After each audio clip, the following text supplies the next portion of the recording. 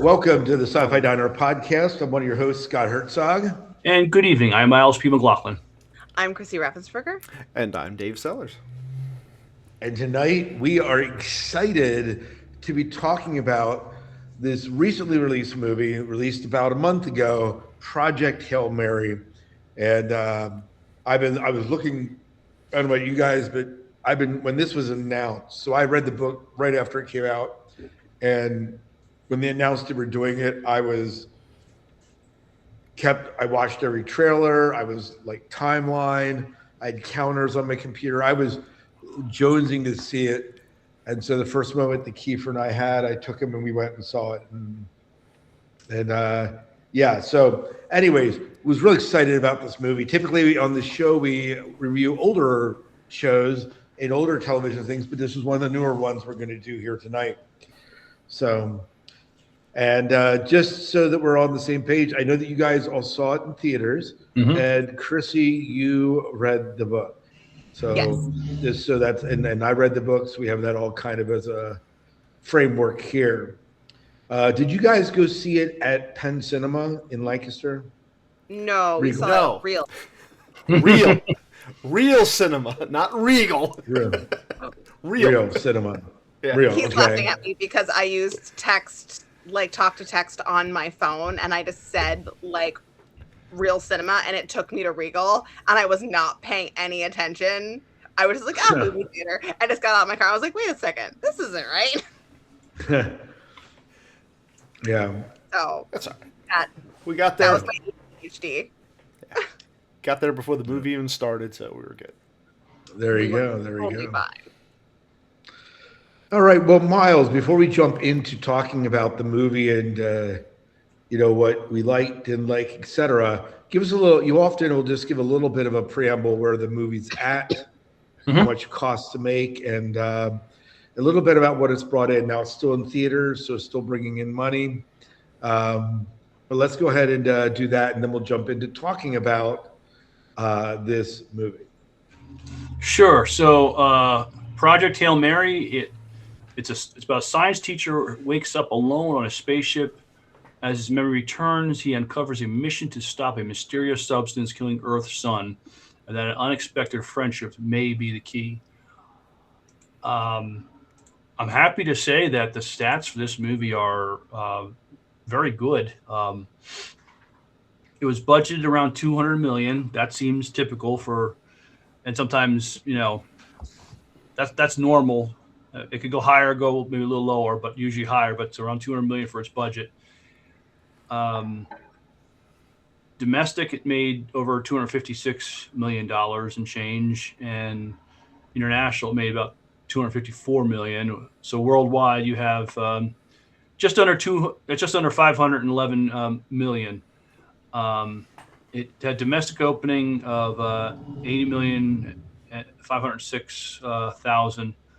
It's a 2-hour and 36-minute movie, and I thought I'd be the first one to have to use the bathroom, but I was not. I'm proud of myself. Being the oldest of the three of us that went to go see it, Felt pretty good about that, did you? You got to take the pictures this weekend, Dave. Yeah. Apparently, Dave, you were not the one that was able to make it. I got a squirrel bladder, right? If I make it an hour without having a whiz, I'm doing pretty good. I almost pissed myself in the theater seat because I didn't want to get up and go to the bathroom. Like I said, I gotta go. Boom. Yeah. Quick as you can. Quick as I can. And then there are days where I go all day long, 6-8 hours. You need to drink some more water. People have told me that. But I'm social workers. We just go. There have been days when I've been driving home and I've been like, when was the last time I drank something? Oh, that was last night. I should probably do something about that. So. I don't know that I can handle that. But I just wanted to say this. We went. It did very well. Ryan Gosling was one of the producers on this film. So not only was central acting, but he picked up rights for it soon after the book came out, if not before. And I know that, and so that certainly is I guess, a feather in his pocket for a movie that he's produced It as a was part of it. good. Mhm. Yeah, and he did a fantastic job too for this role. Well, So he Yeah. is a fantastic actor. Like I yeah, usually I like most of his movies. yeah. I think But all Amazon right. had a lot to do with also financing. Yeah, yes. Yeah. So here's the other thing. This was a huge feather in the cap for Amazon as well, because this is an Amazon movie, and this is like one of their, if not their, it might be their largest blockbuster hit they've ever had. It And so it that's is. And I was also yeah, looking at some of the numbers, and it's projected to finish between 600 and 700 million. And yeah. So I apparently mean, there's very strong retention, so it's not just that people, all rush to the theater and are seeing it. More and more people are going, and apparently there's a lot of positive word of mouth stuff going on for this well, film. and it should be. I mean, there's, I mean, being the book nerd I am, there's always things you can tear apart. Well, they didn't put this in, they changed this. But honestly, when I looked at what they changed for this movie, you couldn't have done it any other way unless you wanted a 3.5 to 4 hour movie. And it was That already with two and a half hours, it was already running longer than many movies run these days. So But it didn't feel the length. right. I I would wasn't agree with sitting you. there going like, I mean, Dave felt it because he was holding his bladder, but well, the yeah, rest of us but didn't feel the length. Well, but even then, like if I'm sitting watching a movie, I mean, I don't really care what it is. Within an hour and a half, I'm starting to my eyes start getting heavy and I'm getting ready to doze. I didn't even feel that at all. This had me Good. involved the whole time, which was it, great. I think the yeah, movie was paced well, Yes. and that's if you're Agreed. if you're gonna have a 2 hour plus movie, you want whoever the editor or whatever to just you know pace the film in such a way that the audience is going to check out or hit pause and or whatever. But yeah, so I mean, it held my interest. There are some movies that I think it could have been a little shorter. This movie, I thought, it had just enough content to give you a good story and not be too much to like I'm looking at my watch, seeing when it'll be done. Right. yeah. It definitely cut off a You, lot of the science explanation that the book goes yes. into, which I think is a primary draw to him as an author. People really like that he gets into all the science stuff. However, honestly, if you really want to go get the science stuff, just go read the book. Right. Because honestly, no one wants to sit in the theater and listen to that stuff. Right. You go there to be entertained. You go there to have a story driven. And yeah, there was some stuff that maybe wasn't quite as fleshed out. Like they flesh out his relationships with the crew a bit better in the book. Whatever. Eh, But You again, know, that could have been it, I skipped. know. Here's a thing that continues to that really impresses me. The cast, when you look at the cast, the central cast, it's a small cast, right? I mean, you have Gosling's character, you have Rocky, who's like a puppet, right? Um, so you have Rocky, and then you have the bitchy head lady running everything on Earth. Who was less Uh, bitchy in the movie? Yes, agreed. I was like, and I told it to the keeper, like, she wasn't as bitchy as she was, but it worked. It did, like, it worked Well, for the movie. it But humanized her, and I feel like I think again it worked for the movie. As I was telling Dave, like Gimli wasn't as much of a comic relief in the original Lord of the Rings. I mean, but right. you kind of almost needed that a little bit in a movie. Like it needs to be it can't all be so darn serious, Well, okay? yeah, because number one, Tolkien, there wasn't a lot of humor in Tolkien. I mean, so you have to No, add that in. It was a very serious book. it So when you was. get Gimli saying to Legolas, "Toss me," or whatever it is, or saying it to Aragon, he said it too, but don't tell the elf. It's just there's that humor in there that you need to keep the place going. You know, Yeah, I'm not bringing it back. The fact that they made Strang like not as bitchy And then singing, what is it, the Harry Styles song that became kind of the movie theme, was just the song number one fit perfectly. It really But did. just having her be there, you know, okay, so you cut all the other characters. That's just the way it is when you bring it to television, or bring it to the movies. Yeah. So Well, and again, like you said, it was already a 2.5 hour movie. Like we needed to like cut some things, and we can cut yeah, some side character stuff so that we can focus on the real meat of the story. And I think yeah, like they moved through him waking up from amnesia into like being cognizant very fast. But again, you needed that in the movie. You couldn't take the time to develop it like you could in the book. I right. liked what they did in the movie as far as you see him being revived, but the way they explain what's going on, it's all through flashbacks. It's already happened, And that's the and way it is in the book too. so and very effectively done. I mean, Yeah. I usually get tired of seeing stuff like 24 hours ago. This happened just so, but for the movie, this worked as far as the exposition goes. This is how we got to this point. We'll give it to you in these little chunks here and there, and I mean we'll get to it, but just the final chunk we find out about. Yeah. Well, I'll get to that later. Well, I mean, he's remembering stuff kind of sequentially as he's trying to put back his life together. This, hibernation amnesia that he's kind of had to deal with. Number one, they lay that out in the book that's kind of what's going on, and he's slowly remembering, and it's kind of in chronological order as to up to the time he launches. Um, and again, I agree, Miles. I think that the flashbacks they worked well in the book.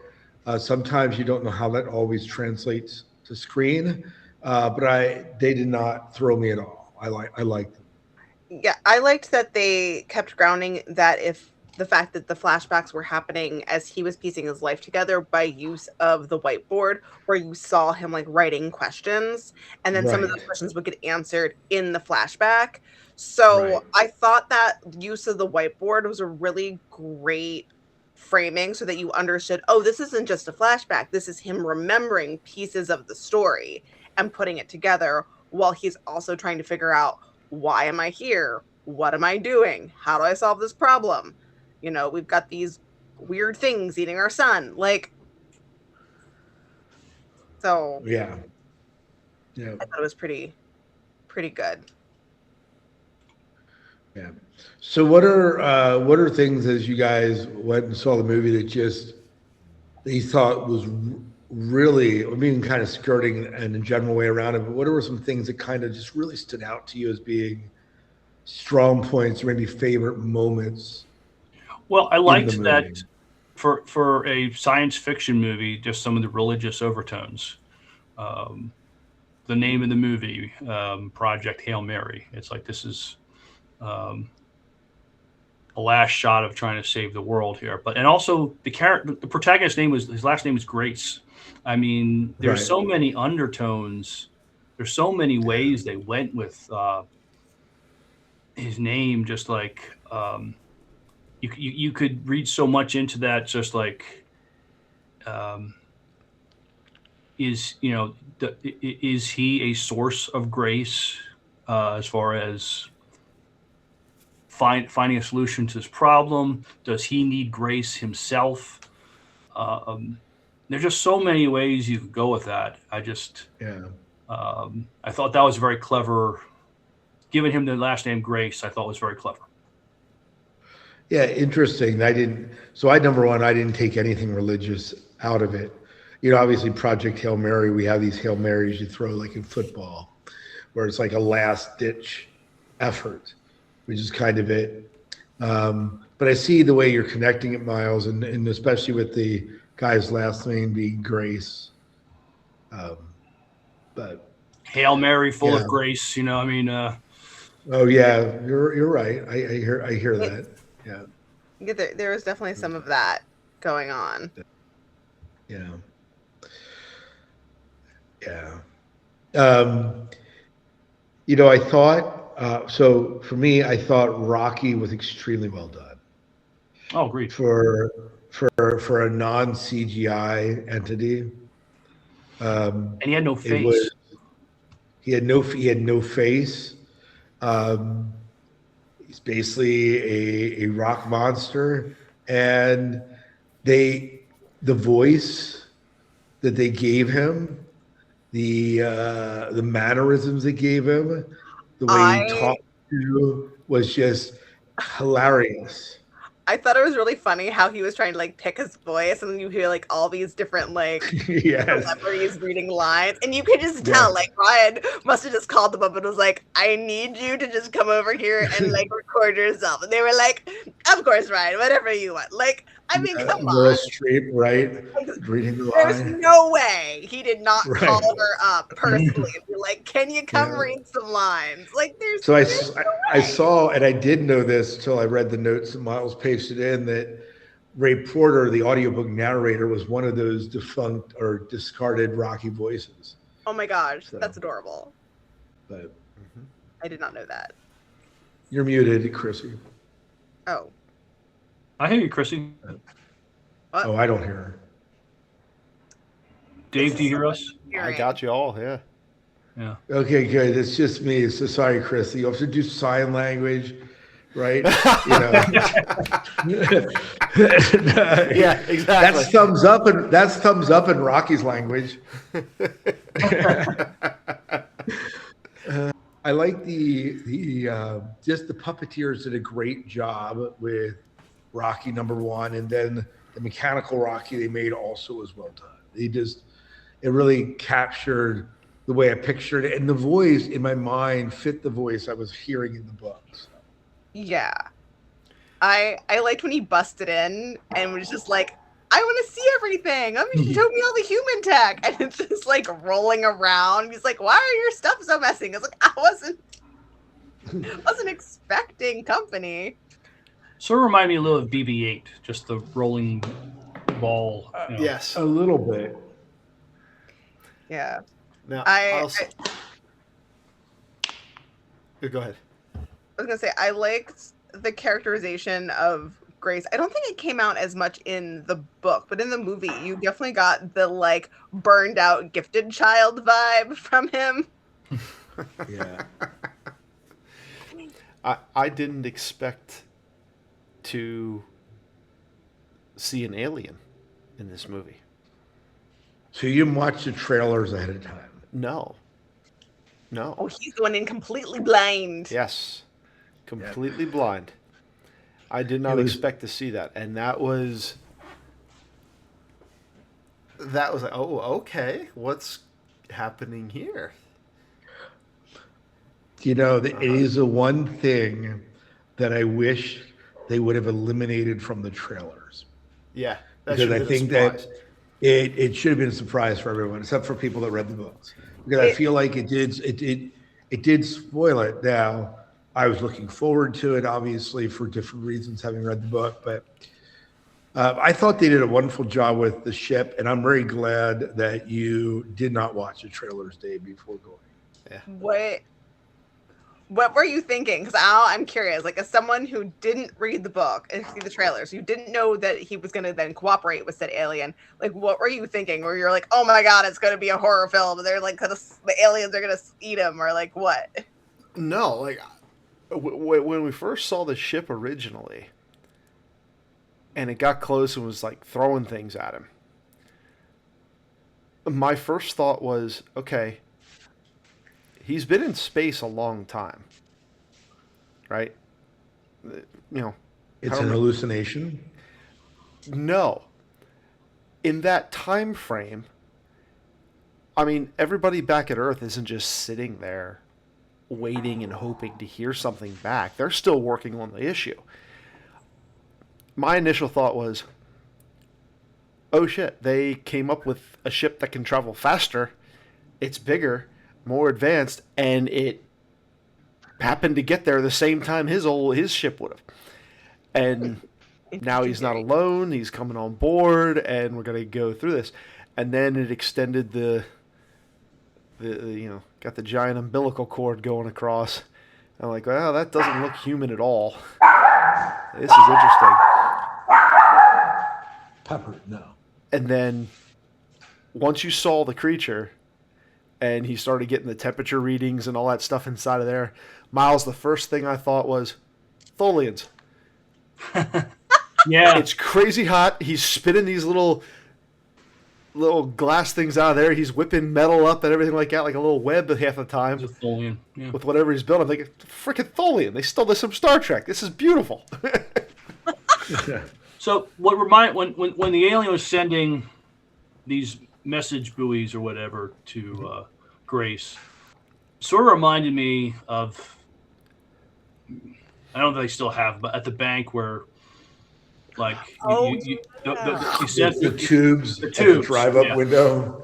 It sort of reminded me of that, just like launching these containers with a message in there for him, and he misses the first one, but he sends him another one. So,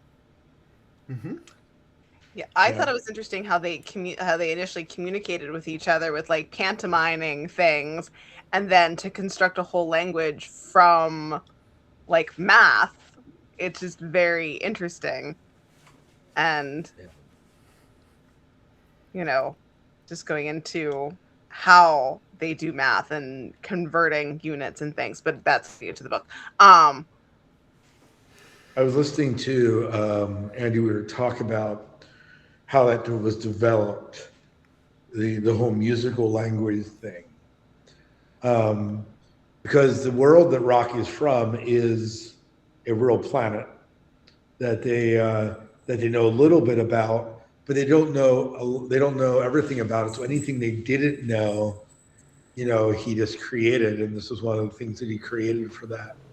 But I thought it was well done, and I think the thing that makes Rocky is how he's just like another guy who just trashes Grace again and again. When he does something stupid, he calls him on it, but but at the same token will bust through his plexiglass or his argonite shell to rescue him when he's dying, So this is this sort of like there's a brotherhood between the only two people out there, right? The only two creatures out there. So this is how clever the writing is. They made us care about this faceless rock creature that basically walks on four legs. I know. And made us invest in this creature, and just, I thought he sacrificed himself. He ends up recovering, but I thought he was going to die. He was in trying to save Grace. So.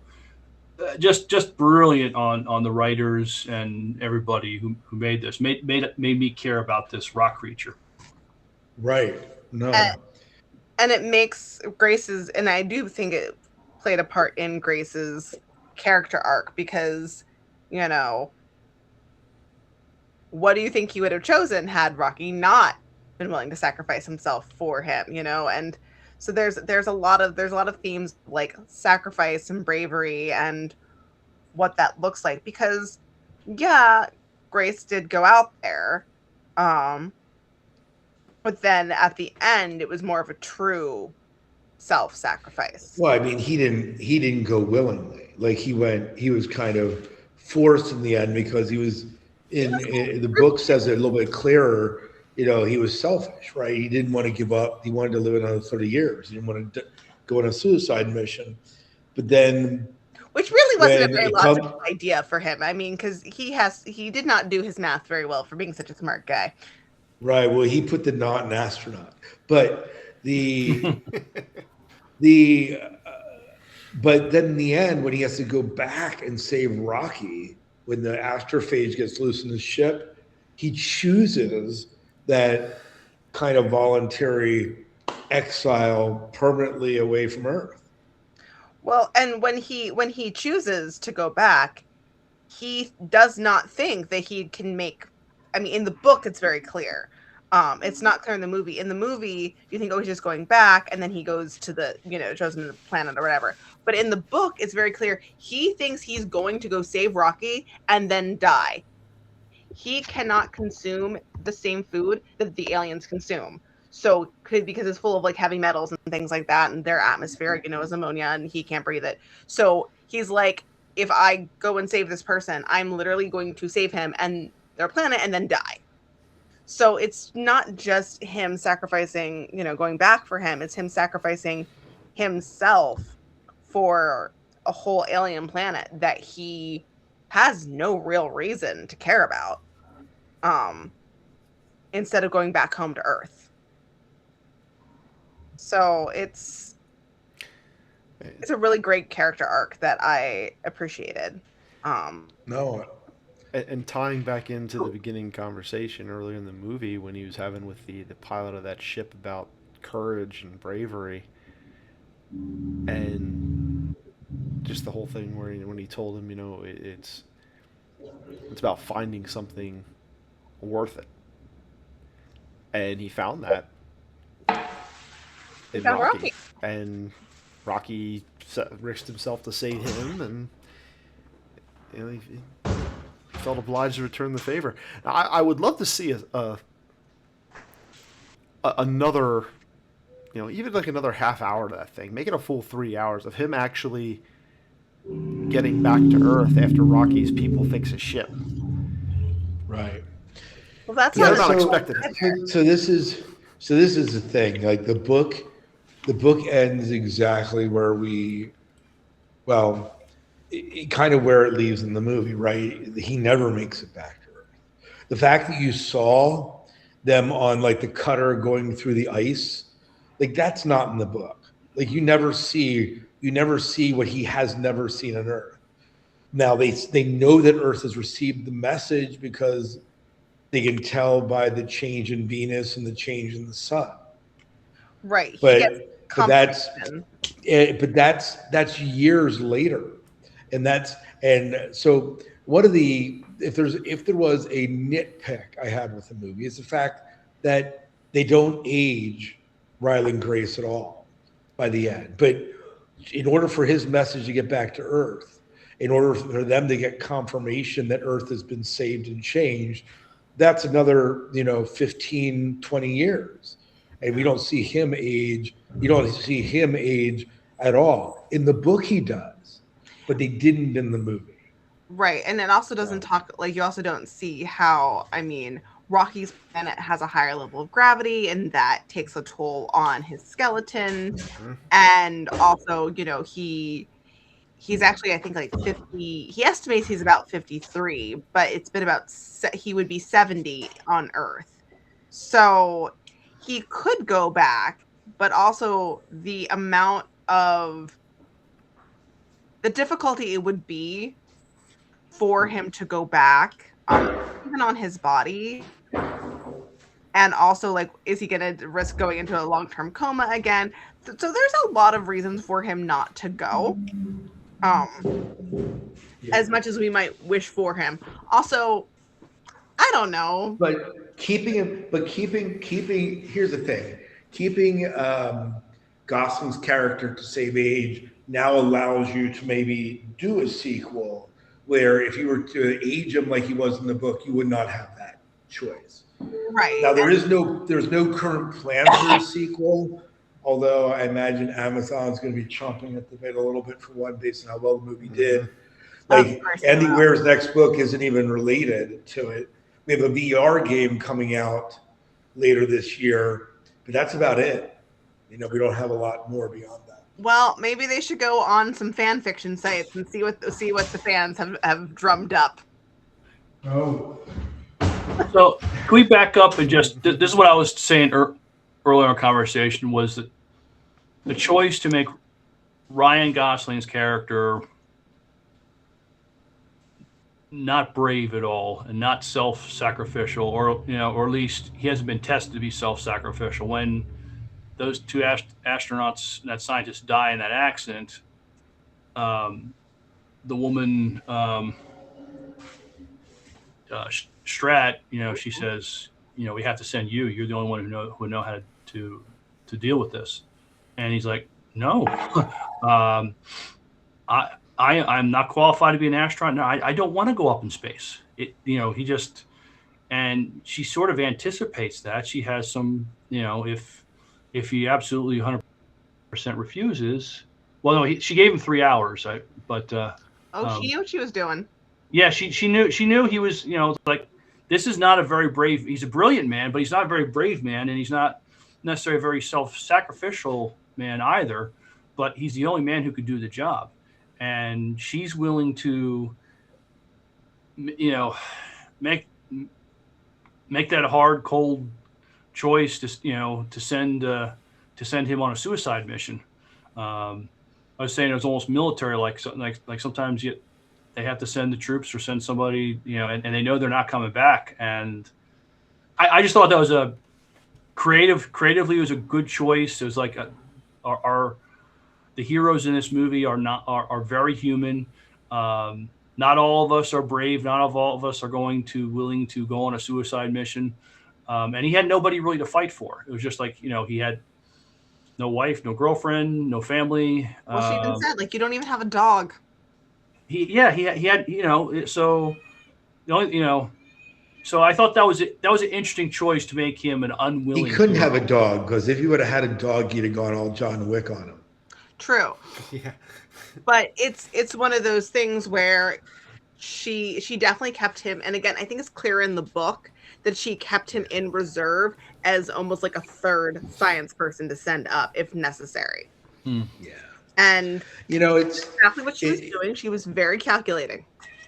And the irony, of course, is that of the 3 astronauts sent up, he's the only one that survives. Right. Which is something she did not anticipate. No.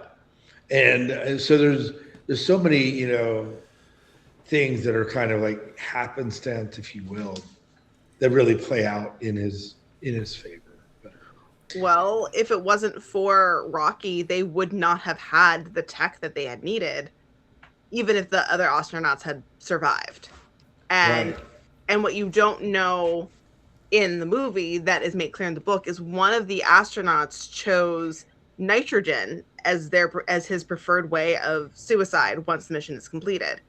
That nitrogen was necessary for the experiments that Grace was running for Rocky's planet. Prep the amoeba for Venus. Without that, it wouldn't. So there's all these different, like, to use Miles' earlier things, almost like divine interventions here, that went into making it possible. Had it not been for a couple decisions made by a couple people, the whole thing would have failed, because they would have brought the amoeba back. They would have tried sending it up to Venus, and it wouldn't have worked. Yeah. So. Yeah. Just a lot of. So let's talk about what were some of our favorite moments. We talked about some already, but there was one. Go ahead. Well, before he goes off in the rocket ship, he sort of befriends that security guy, and they go to the hardware store and they build that cage to these astrophages, and trying to, that was a fun scene. Just them, going shopping at the Home Depot or Lowe's or whatever, and building that thing. That was a cute scene. It was. And I like the camaraderie he had with that one security guard guy. There was one shot, and it literally was like a 2-second shot in the movie where they draw far away from Hail Mary, and you see her as a tiny speck against a pink sky. And it reminded me so much of Interstellar, the way Interstellar shot, because of the vastness of space. And it was just that one shot. They didn't go that direction, but I saw that there. So I like that shot. I think the Hail Mary looked like I envisioned the Hail Mary looking from the book. And I thought that they made a little bit bigger deal out of the name of the bugs in the book than they do here, although you see their names at the very end. They're called the Beatles, and so they're named after the Beatles. You know. Yeah. Rocky's ship was pretty incredible. The way it was designed. Now, doesn't look at all the way it's described in the book. And Ryland Grace never visits the ship in the book. Hmm. Ah. But it was well done. The alteration was very well done. I liked the effects of the planet they visited to sample the Right. microbes. Visually, that was really, really cool. The green and blue and swirled cloud. That was really, really neat looking. Like that one a lot. Yeah. When he first started doing the centrifugal gravity, and the thing disconnects and comes out and just starts spinning in a circle. Like, that's pretty cool. Yeah. How do you develop gravity in space, right? Yeah. With a singular ship. You use Yeah. centrifugal force. Yeah. Babylon 5 was doing that in the 90s. Yeah, it was. There you go. It's good stuff. I this had a lot of real human moments in it. You know, waking I was up just going to and say, before you said that, I was going to say it had a lot of heart. yeah, it just dealing with waking up, realizing I'm alone. I am not going home. I'm gonna die out here in space alone. And just him dealing with that and wrestling with that was really, really something. Right. Right. Drinking that poor girl's vodka, the dead girl's vodka. I mean, in the IV bags. That At was least he had at least he had the holodeck. yeah.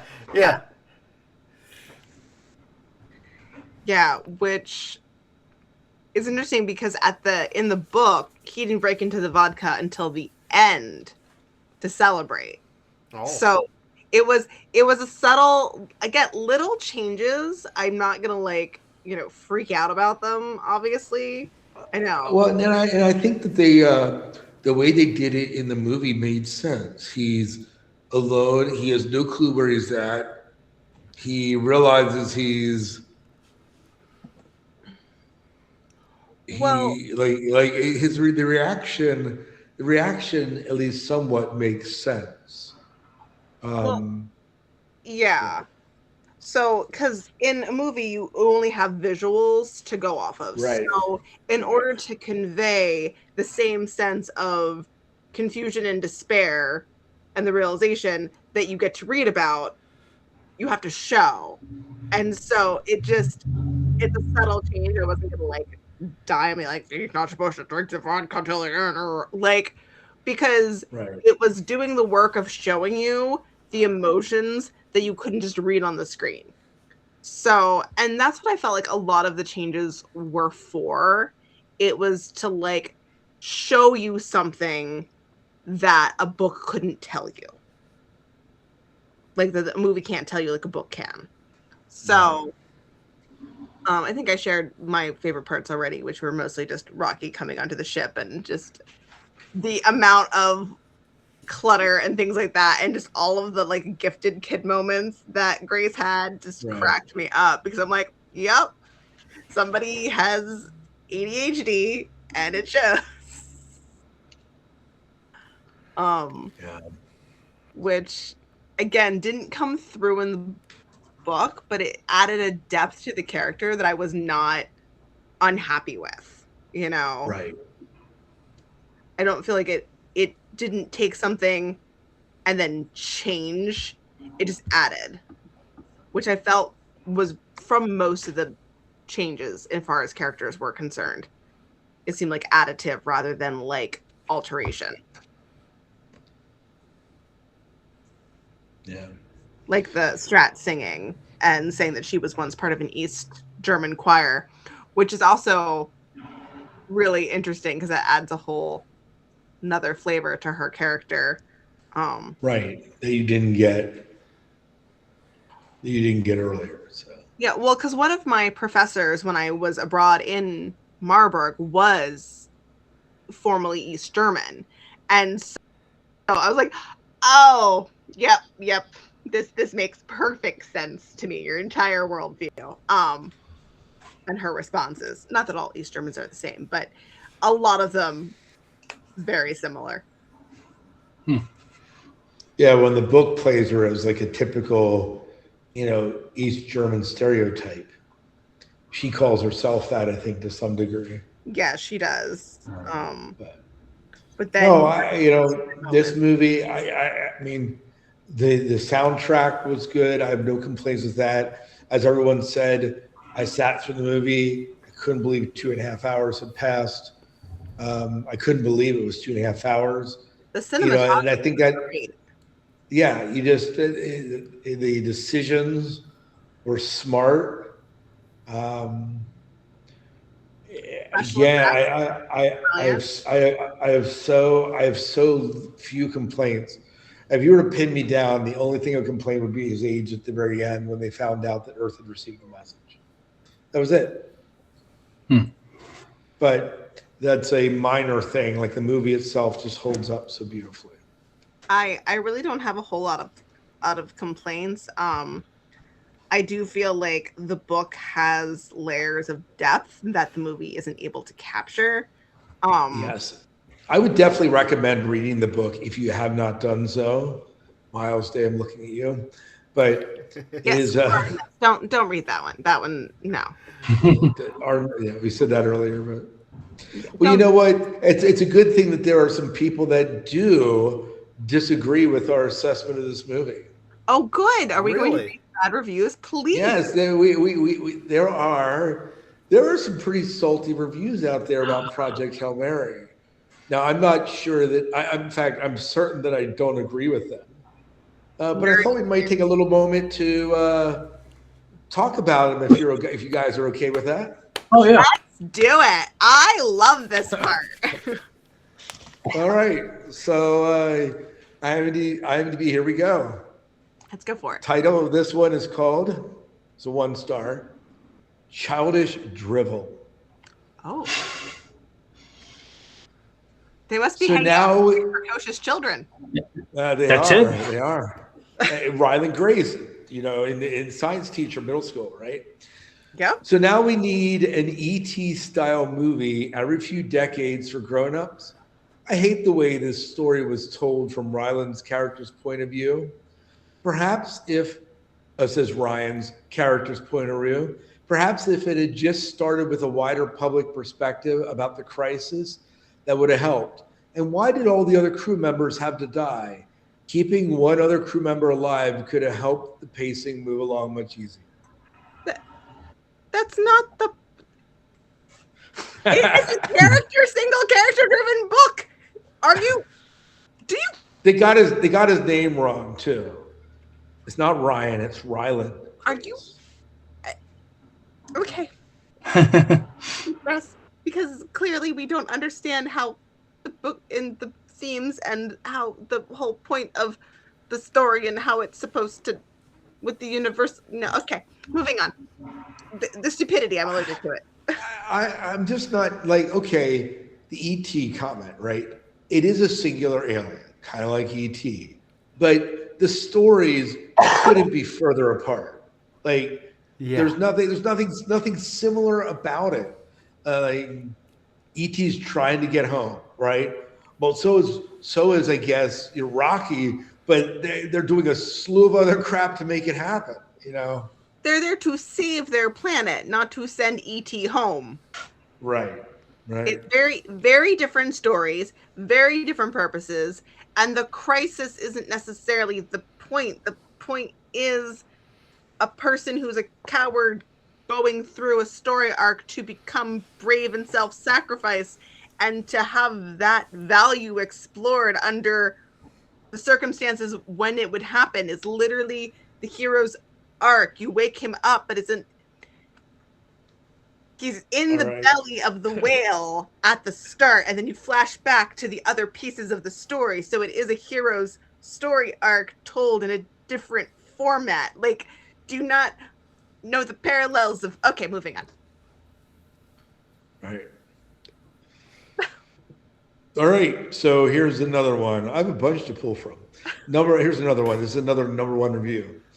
Scientifically offensive kids movie in hell is the title of it.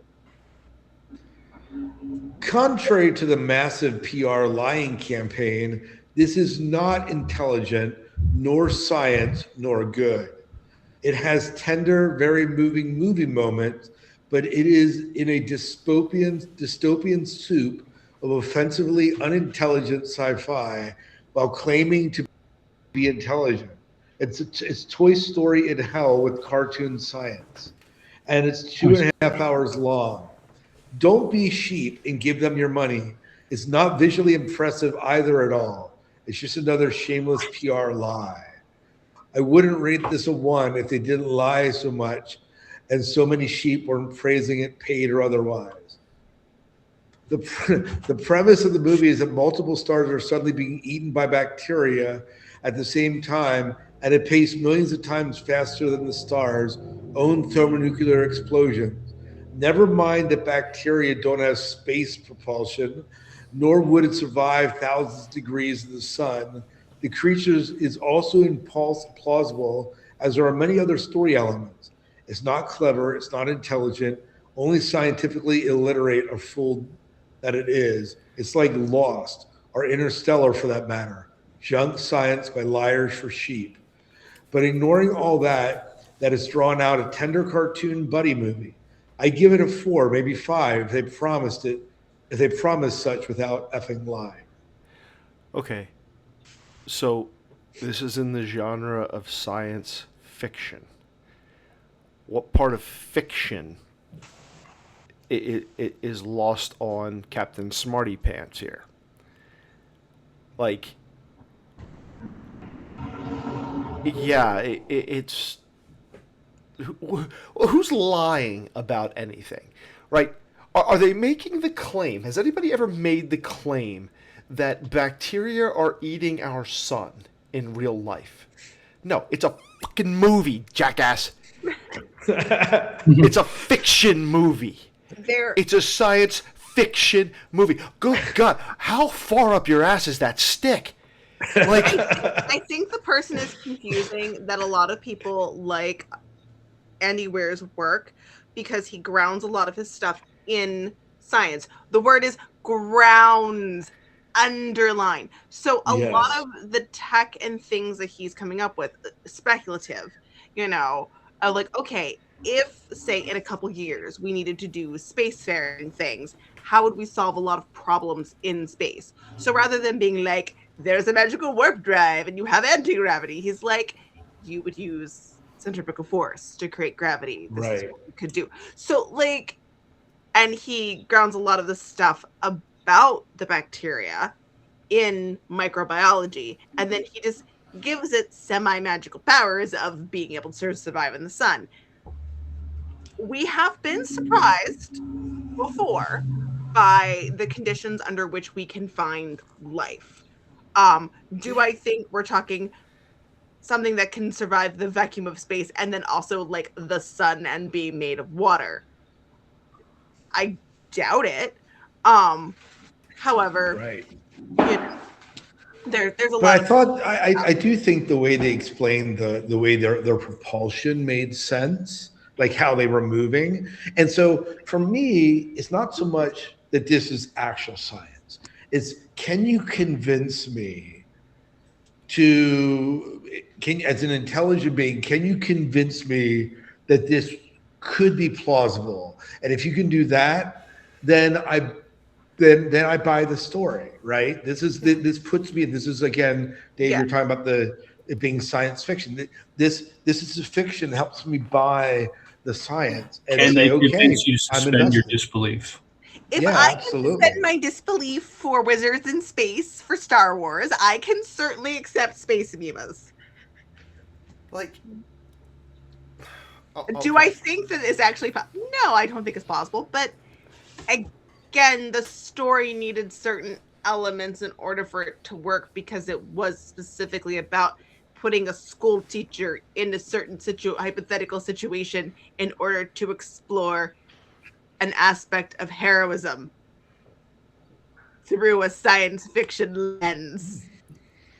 What part of this Yeah. do you lack understanding in? Yeah. Okay. Yeah. You English Well, leaders let me read. jobs about I have a couple others, but I'm just going to read one more. And I'm going to let you guys choose which one you want to read. I'm just going to give you the titles, and you tell me which one you want. Ooh, choose your own advantage. Believe in the Impossible, space movie for preteens, Don't Waste Your Time, Project Hail Mary, you'll be praying for it to end. Do not believe the hype. Really dumb, the worst movie I've ever watched. Mm. They must not have watched a whole lot of movies. I mean, their Apparently. sample size must be rather small. So, Are which they one of these basically one star do you want excommunicated me Amish or to? something? Being a movie for preteens, that doesn't make a whole lot of sense to me. I think it's So you want to definitely hear not that for one? preteens. Okay. Yeah. All right, we'll do that one here. Sure. All right. Space movie for preteens. First off, this movie has loads of 10-star reviews from new accounts and only have a few reviews. That only have a few reviews. This is the definition of a promotional push to wash out all the critical reviews, which I'm giving you. The hype for this is unreal. This is a frustrating movie to watch. The dumb humor by Ryan feels more like Groundhog Day or SNL skit than a space movie. This was billed as the next Interstellar. It's a space movie for kids to generate interest. Ryan is a middle school teacher, and there is an opening classroom setting. This is a target audience. The endless snarky dialogue from nearly everyone. We made a baby, Project Hail Mary, and so on. And Ryan meets a rock that looks like a $5 paper mache piece, well, made by children. I made it to the 1 hour mark and had to shut it down. Nonsense confirmed. Has he ever spent any time with scientists? Well, so first of all, how is he making it to the 1 hour mark and having to shut it down? Did he like unplug the theater? This is a really good question. Or is he a space pirate? Ooh. It's possible he was watching. I'm calling out piracy if he's shutting it down, just saying. I think it was pirated, which means maybe he wasn't even watching the real Project Hail Mary. Maybe it was like a bootleg thing, and then they had to like puppet the Rocky across the screen or something. I'm just saying it's possible. Seriously, it is possible. I But mean, the fact that you would draw a conclusion that it was for kids based on a middle school classroom. No. How do you draw that conclusion? I mean, Apparently, you draw that conclusion as someone that has left tons and tons of qualified and dignified movie reviews, Dave. and again, he was like talking about like the science people would be making those jokes. Have you spent any time with scientists? Any time whatsoever? My great uncle was doing calculations for astronomers, and they were trying to figure out like galaxies and things. And at one point, they had nicknamed a galaxy Snickers because the distance between us and the next galaxy was peanuts. Because we're the Milky Way, and that's Snickers. Difference is only peanuts. Like, those are the stupid jokes they make. Like, have you not paid any attention to how NASA names things? Like, we made a baby. That is the number one thing that the two There scientists are saying at there are that so many people that are trashing this movie. It's incredible. It cracks me up. One I'm done because with the internet. one because zero doesn't exist. You know, Wow. did we watch the same movie? These are folks I really would like to know. What's a 5-star movie to you? Yeah. What's it? Well, and I mean, MacGruber? like, What's a Sometimes 5-star movie to you? sometimes I think these people watch movies that aren't meant for them. Or they're because again, clearly this person has never spent any time with any person from science if they're saying that is how they would I'm like, no, that's not how No. they make stupid jokes literally all the time. I think these people they go to see these movies that are popular, that a lot of people like, and they come in and write these reviews just to be the contrarian in a room because they think they're smarter than other people. Dude, who are you trying to impress? Like, seriously, get your head out your ass. I mean, my God. I'm done with the internet. People Yeah. I have enough internet today. So to be fair, just to back up here, it's not like all bad. Like when you go back, like it's the general review for this movie. It's at just let me look here. It's 8.4 out of 10. Yeah, good. And that's out of like 200,000 people that Yeah. have reviewed it. And when you look at it, most people are reviewing it at 7 and higher. Yeah. Yeah. You know, and so these are just the They just like to be yeah, contrarian. Get yeah. maybe they're just again, sometimes people will go to movies that are really hyped up and they'll watch it and it's like this is not even the genre you like. Yeah. Like, I'm not gonna go to a really hyped up romance movie. Like, there was no way what was the movie 50 whatever thing that everyone was losing their 50 brains about. Shades of Grey? That thing, yes. There is no way that I was ever gonna sit in that movie theater and watch it, even though everyone was losing their minds, or read that book. That's fine. You all enjoy that. That is for you. That is not for me. And if I were to go, I would probably leave a 1-star review of it because it's not the kind of thing I would like. Don't go if you don't like, Indian food because it's too spicy or whatever, then don't go to the Indian food restaurant and order the food. Go to, the Italian restaurant down the street and you will be happy. If you don't like science fiction, don't go watch this movie. It's that simple. Go watch your romance or your sports thing or whatever other genres exist out there. Yeah. Your biops. Well, I guess we read their ratings. What would we rate it if we were to rate it out of? We'll do 10 stars because that's what IMDb does it.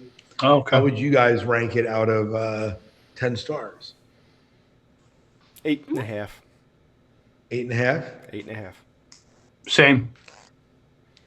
So why not higher? Why not lower for you guys? A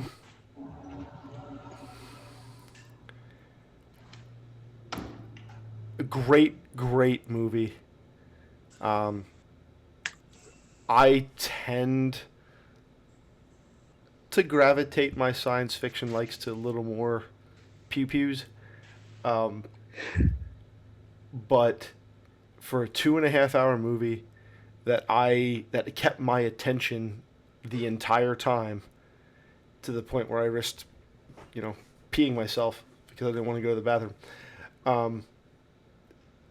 That's why. I mean, for me, that gets me there. I just thought it was one of the best new movies I have watched in a while. Great story, great plot, great subject matter they touch on, the human elements, all of that. humor. Right. It hit Miles, how about everything for you? me. Go ahead. Yeah. Miles, Um, why did you rank it that score? I'd probably be similar to Dave. I probably like more pew pews in my science fiction also, and so this movie is a little more philosophical in some ways, and they don't always hold my interest. So even though this is maybe that'd be the first sci-fi movie I would go to, I'd probably find something that's a little more action, may have space battles or whatever. It still held my interest. It still engaged me. Um, I thought the name of the movie was clever. I thought the character's name, Grace, was a clever choice. Um, I thought the idea that they forced him to go on this suicide mission was an interesting choice, also. Um, and I enjoyed the interaction between Grace and Rocky. I mean, they made me care about this little rock creature on four legs. Um, and made it engaging. So I think 8.5 is still a very high score. I don't give too many movies, much higher than that. So I'm not dogging on this movie at all. It's just, No, did not getting that. I was just asking. yeah. So Chris, that's where I'm coming from as far as yeah. where I score it. Chrissy, how I, about you? I'm torn about giving it an 8 out of 10 because that's what I would probably just give the book, and I thought it was a really great adaptation. I might give it an 8.5 only because it gets an extra 0.5 points for being very faithful to the book. Right. And like I said, I felt like the changes that it made were minor and seemed like they were more additive than subtractive. Although there were definitely a lot of depths and things that got missed from the book just because some of the things I had to cut. So I'm going to give it an 8. I'm going to give it the same score I would give the book. Yeah. So if you ask me to do the book, I think the book might be a 9.5 out of 10 for me. But I think that the movie, I like the reading of an 8 or 8.5, and I'll stand somewhere in that. For me, it is hands down one of the best new movies that I've seen come out of theater in the past year or two. I will say, and so when I look at it, I'm like, well, this is definitely better than a lot of science fiction that I have watched. if you have not been to the movie theater in years and you were going to be like, I think I want to try a new movie, I would 1,000% recommend Project Hail Mary. If you have not been, if you are a science fiction fan and you're like, I don't know, these new movies, they come out, I'm not that much of a fan of them. There's just a lot of stuff go to this movie. I haven't been to the theater in a good 2-3 years at this point. Because again, most of the stuff that was coming out just didn't move me to go see it in theaters. This one, 1,000%. I was like, you know what? Yes, let's do this. I've heard really good things about the book. I'm going to read it before I go. And I'm very glad that I read both the book and watched the movie. And I have 0 complaints about how they adapted the movie. So, again, take notes, Hollywood. Take notes. When you follow the book, you get success. It's really not difficult. It is not difficult. They did that with as far as I know, a lot, because I haven't quite finished. Dune, book. Lord of the Rings, book. Hobbit, not book, not good. How hard is this concept? Yeah. I'm just happy that we're not. This is not a retread or a remake of something Hollywood did 20 years ago. Or Yes. Right. Yes. And there's the other thing. You have an original story, right? Yeah. And original story in 2026 without a shred of gratuitous violence, nudity, cursing, woke bullcrap. and it made Go figure that. and it made over $510 million worldwide so far. It was beautiful. Hollywood, Yeah. hello. It can be done. It can be done. It Stop being lazy. 1,000% can be done. This is what I don't understand. You tell a real story looking at real human things and that reflect real heroic values. You are going to get butts in seats. This is the story people want to see. This is what we want to experience. Yeah. You You know? want to revitalize the theater? Make shit like this. Cannot Simple. agree more. Simple. It's a tried and true formula. You do this, you get 1 + 1 = 2. You start throwing woke and cursing in there, and all of a sudden now you're canceling and shutting down over 50-year-old franchise shows because nobody wants that crap. Yeah. Figure it out, boys and girls. And on that note, Putting a flag down and like, this is the hill I'm drawing on. this is the hill Dave's dying on. Although his 100%. argument would be that this is the hill that Hollywood is dying on, and it better change. once yeah, you die. literally dying, literally He's dying. dying on. See, I picked up what you were gonna put down, Dave. I was on it. Pun intended. Yeah. I'm so Definitely so intended. And honestly, one A-list actor in that movie.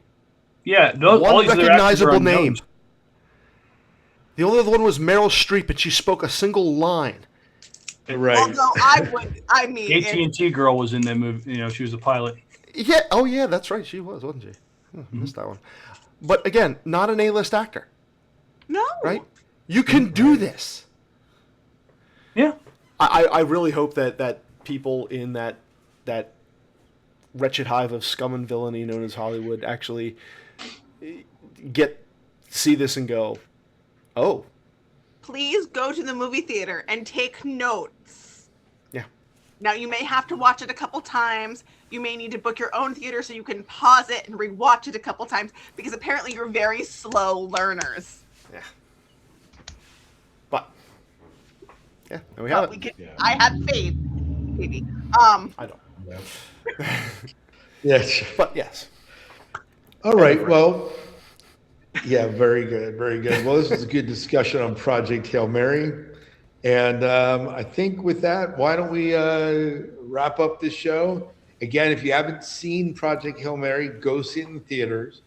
If you haven't read the book, make a point to read the book, because if you enjoy the movie, the book is leaps better. And only because there's more space in the book Yes. and more time to do it. Not because the book is somehow, they did what they could. The movie, the movie is definitely a faithful adaptation of Oh, it. yes. All right, Miles, why don't you take us out of the show here? All right. Till next time, good night and good luck. We'll see ya. Leave your tips on the table. And go boldly.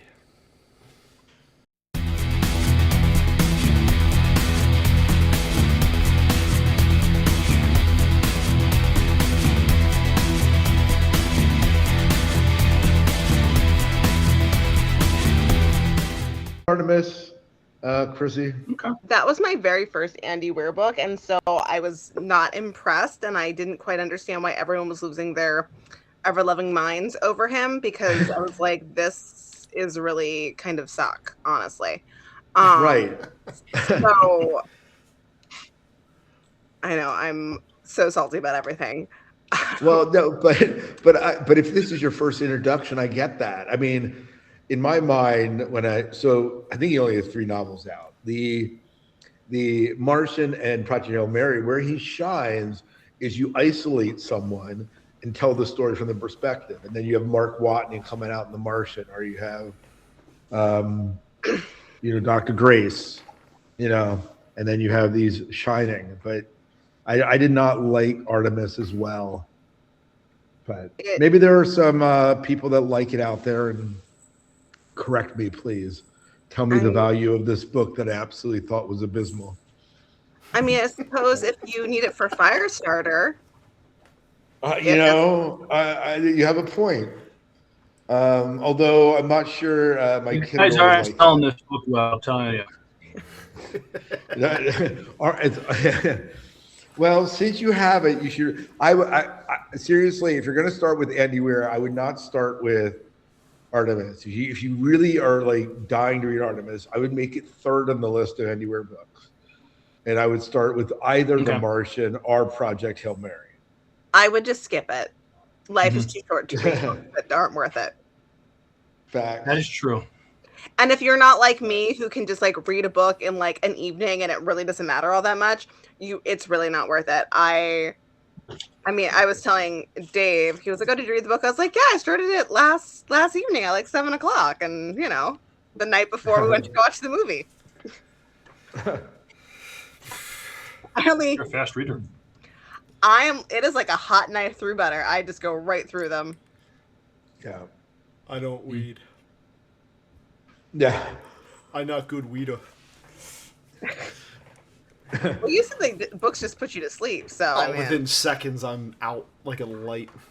and I'm completely the opposite. If I'm reading a book, I can't sleep until it's done. Yeah. So that motivation actually is one of the reasons why I'm a fast reader, because must finish book needs.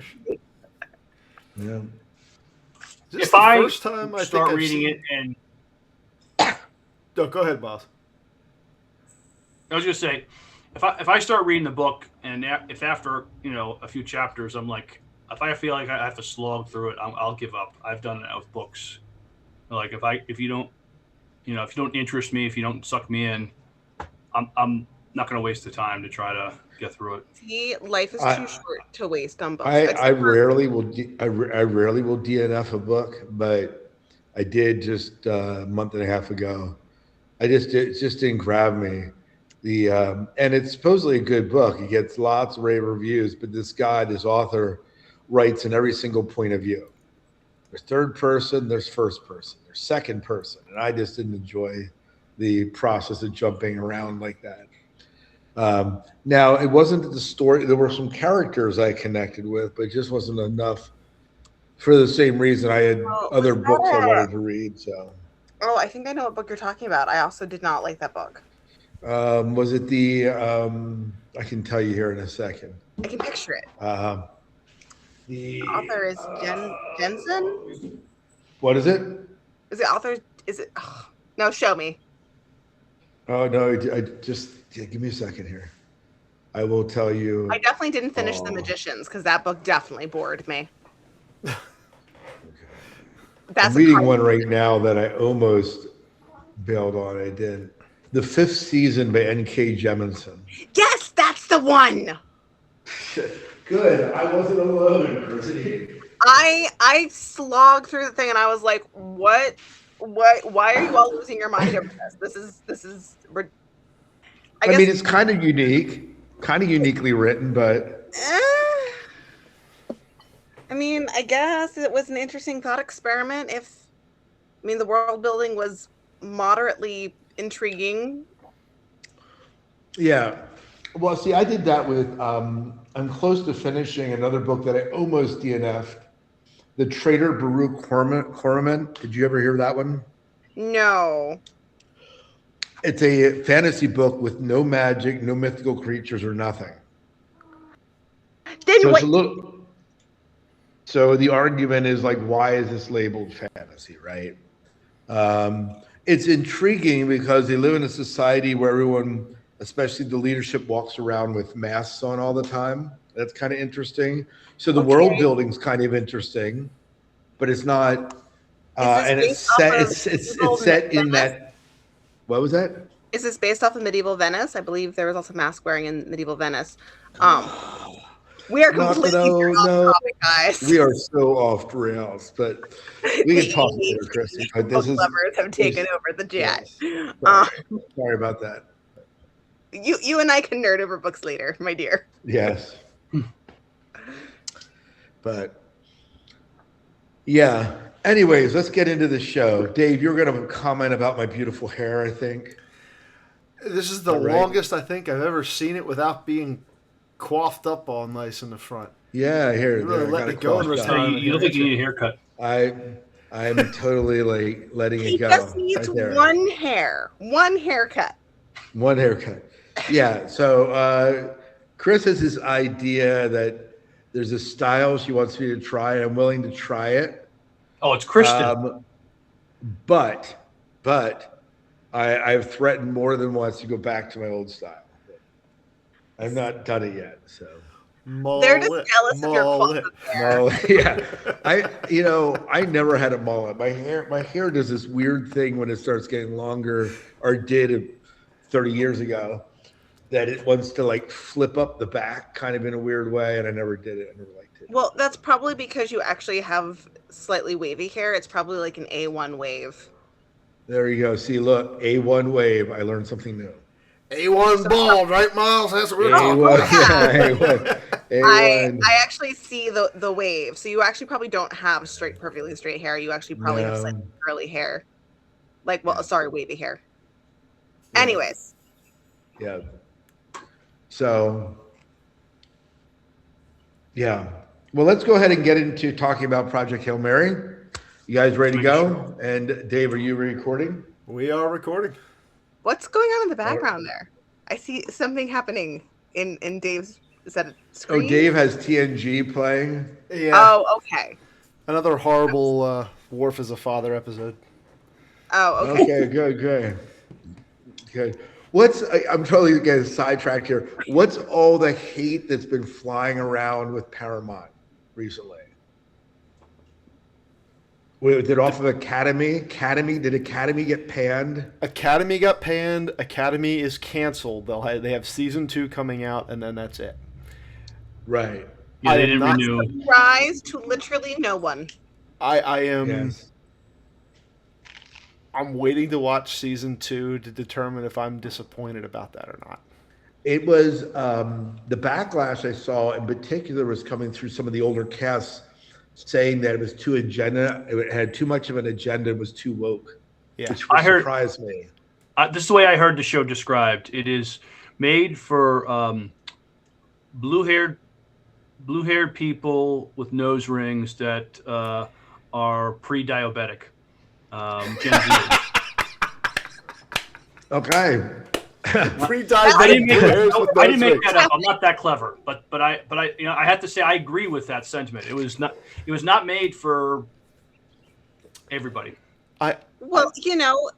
Blue-haired people with nose rings and pre-diabetic They need Star Trek too. Is it Star Trek? Well, they probably need there's plenty of it. Something to inspire them to do more healthy living. Perhaps if they didn't focus on such a niche audience, it would justify you have to justify the cost of your productions to then have the audience. I'm just saying that may have been too niche. They should have broadened it just a little bit. Agreed. Maybe include all hair colors. That's right. Well, or people without hair. Dave, you really want to say something? Go ahead. Have you guys watched the whole season? I haven't watched. Hell any no! I episodes. stopped. Why would I reward their poor behavior? Well, because even as ridiculously sensitive as I am to that stuff, as the season went along, the less you saw that stuff injected. It actually Did you become numb to it, Dave? That's what I'm hearing. You became numb. Oh and no, desensitized. I am hypersensitive and crazy, insane with it. It was not pushed the way it was in the beginning, and it all kind of filters into the background like woke Trek has done since William Shatner was captaining the Enterprise. And the story was actually decent. Like, I didn't hate it. I wasn't scrambling to my screen every Thursday to watch it, but I wasn't dreading it or putting it off because it's going to be crap. So I'm interested to see how season 2 will go. But it wasn't horrible. I like it a hell of a lot more than I like Discovery. So I don't know. It's interesting. All right. When Dave Oh, is there I rec- got us off. I got off track again. no Way to go, lie. That's all right. Scott. But- What I'm all right. finding, Hey, go ahead. I'm not sure we're going to get Star Trek Year One because it sounds like, Dave, you can tell me if you heard anything, but it looks like they're demolishing and dismantling all the Star Trek sets. And Really? if that's true, we probably won't get year one.